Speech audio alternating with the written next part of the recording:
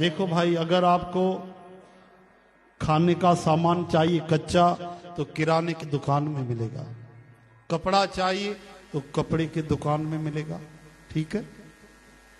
और सोना चाहिए तो स्वर्णकार के पास मिलेगा, लेकिन अगर भगवान चाहिए तो वो तो केवल सत्संग में मिलेगा, भगवान के भक्ति में संतों के पास मिलेगा।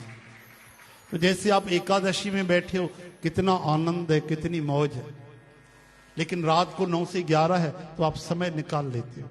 इसी तरह जो भगवान से प्रेम करना चाहते हैं उनको नित्य भगवान के सत्संग के लिए समय निकालना चाहिए। जहां भी आपकी श्रद्धा हो, जहां भगवान की भक्ति चले, सत्संग चले, जरूर समय निकालिए। बिना सत्संग के भगवान नहीं मिल सकते।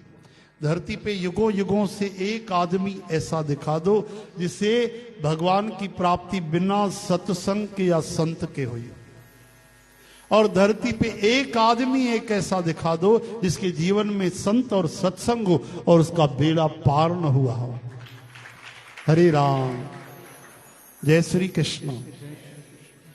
तो आप बोलते हो हमारे घर में आओ, संतों को, महात्माओं को, लेकिन असली लाभ तो तब है जब आप संतों के घर में आते हो।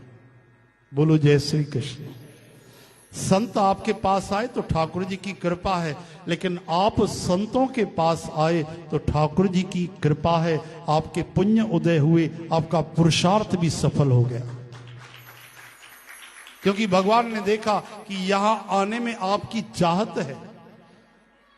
संत आ गए, भगवान ईश्वर कृपा है, ठीक है, भगवान ने फोकट की कृपा कर दी, लेकिन आप आए तो भगवान आपको खाली भेजने वाले नहीं, क्योंकि जहां पे आप आ रहे हो वो मेरे ठाकुर जी का द्वार है, ये हमारा द्वार नहीं है।